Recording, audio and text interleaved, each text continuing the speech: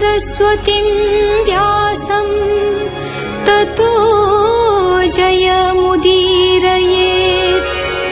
मूकं करोति वाचालं पङ्गुं लङ्घयते गिरिं यत्कृपातमहं वन्दे परमानन्दमाधवम्।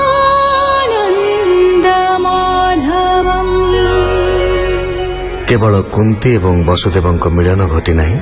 नंद यशोदा मध्य वसुदेव और देवकी सहित मिलित होई पूर्वे सहिथिबा दुख विषय स्मरण करिसंते। कौरव पांडव एवं अन्य राजा माने श्रीकृष्ण एवं तांक पत्नी मानक देखि विस्मित होइछंती। श्रीकृष्ण अलक्ष्य गोपी मानक सहित साक्षात करिसंती एवं सेमानकु तत्व ज्ञान उपदेश देइछंती। सेमाने दिव्य ज्ञान लभी निस्तरिछंती। श्रीकृष्ण सौभाग्यवती पत्नी माने अनुरोध क्रमे द्रौपदी निकटरे निज निजर विवाह कथा वर्णना करुछंती। शुक उवाच मोहर पिता सत्राजित सूर्यंक तुले हेले मित सभार मध्ये चक्रपाणी मागिले श्यमंतक मणि पिता मन देला ताहंकु प्रसेन नेला वनस्तकु मृगया विनोदे गमन चढ़ी थिला हय जान बनेता सिंह कलाहत न देखी तात सान भ्रात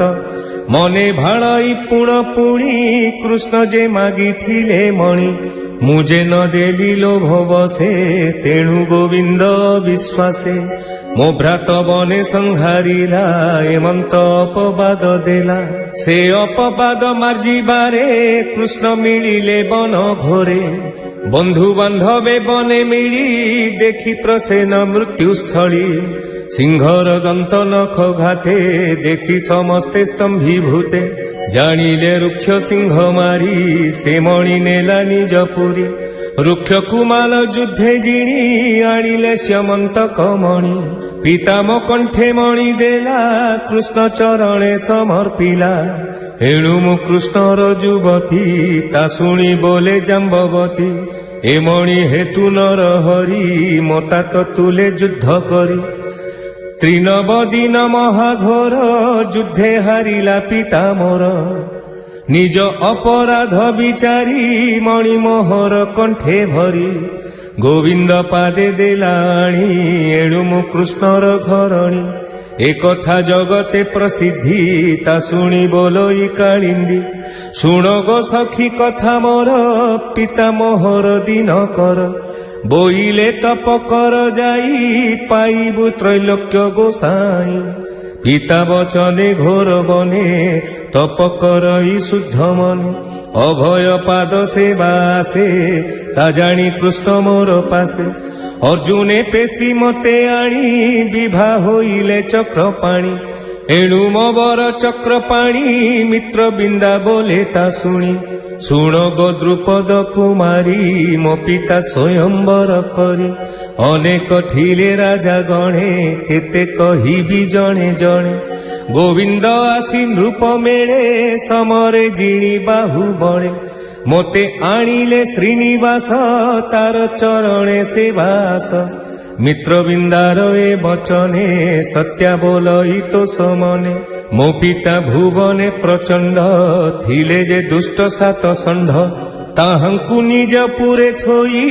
घोषण चौदिगे देई राजांक बड़ परीक्षार्थे मध्य संचित करी मते ए सात षंढ बाहु बळे जे बांधी पारे एका बेळे ए कन्या होइब ताहार सत्य वचन ए मोहर एमंते प्रभु बनमाड़ी बेगे मो पिता पुरे मिली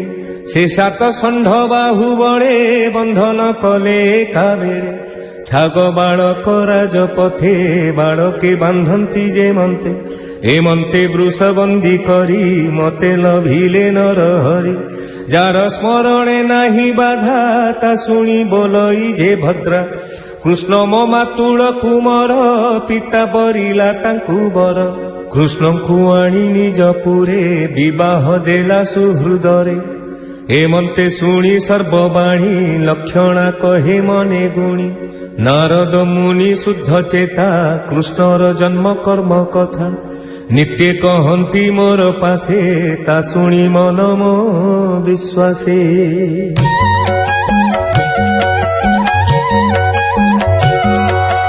ମୁକୁନ୍ଦ ପାଦେ ଲୋଭ କରି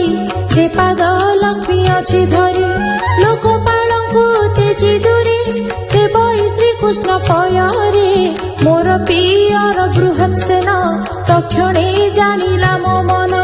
ଉପାୟ କଲା ମୋର ଅର୍ଥେ ଶୁଣ କହିବି ତୋ ସଚିତେ ଭୋଦେବି ତୋର ସ୍ୱୟଂବରେ ଯେମନ୍ତେ ଦ୍ରୁପଦ ନଗରେ ଲାଖ ଭିଆଣ ପାର୍ଥ ଛଳେ ମତ୍ସ୍ୟ ସଂକାଶ କୁମ୍ଭ ଜଳେ ବସ୍ତ୍ର ଆଚ୍ଛାଦି ଅଷ୍ଟ ଦିଶେ ଧନୁ ସ୍ଥାପିଲା କୁମ୍ଭ ପାଶେ ତା ଶୁଣି ନୃପତି କୁମରେ ମିଳିଲେ ମୋ ପିତା ନଗରେ କେ ଧନୁ ନ ପାରନ୍ତି ତୋଳି କାମୁକୁ ରୁଧିର ନିକେଳି କେ ଗୁଣ ଦେଇ ନ ପାରନ୍ତି କେ ହୁଡ଼ି ଭୂମିରେ ପଡ଼ନ୍ତି ମାନିଙ୍କ ମାନ ଭଙ୍ଗ ଡରେ କେହି ନ ଗଲେ ଧନୁ ଘରେ ଏମନ୍ତେ କମଳ ଲୋଚନ ଧନୁ ମନ୍ଦିରେ ଆଗମନ ଲୀଳାଏ ବାମ କରି ଧରି ଗୁଣ ଟଙ୍କାର ନାଦ କରି ନାରାଜ ତୋଳି ଧନୁ ଧରି ଅଧୋବଦନୀ ବନମାଳି ମତ୍ସ୍ୟକୁ ଚାହିଁ କୁମ୍ଭ ଜଳେ ବାଣ ଛାଡ଼ିଲେ ବାହୁବଳେ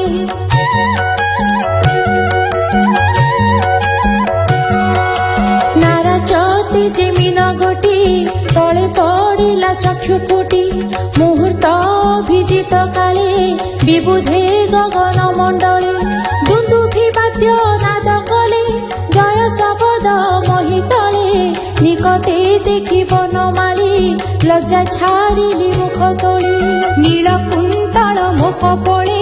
ରତ୍ନ କୁଣ୍ଡଳ ଗଣ୍ଡସ୍ଥଳେ ସସ୍ମିତ ହସ ମୁଖେ ସାଜେ କଟାକ୍ଷ ଲୋଚନ ବିରାଜେ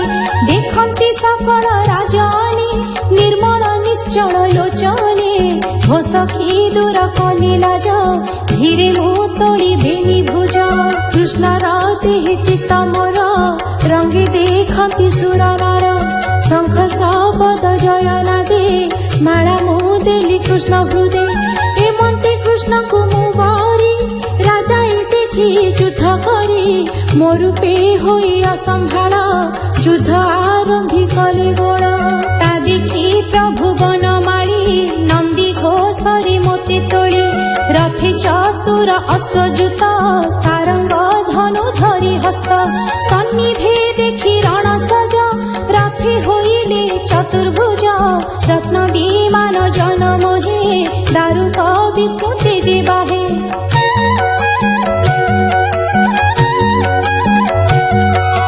ଦେଖନ୍ତି ସର୍ବରାଜା ଗଣ ରଣେ ମିଳିଲେ ନାରାୟଣ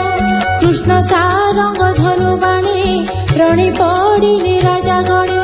ବାହୁ ଚରଣ କନ୍ଧ ଛିଡ଼ି ପଡ଼ିଲେ ରଣ ଭୂମି ମାଡ଼ି ଠୋକାଏ ପ୍ରାଣ ରକ୍ଷା ଆସେ ପଳାଇ ଗଲେ ନିଜ ଦେଶେ ସମରେ ଜିଣି ବନମାଳି ବିଜୟ କଲେ କୁଶସ୍ଥଳୀ।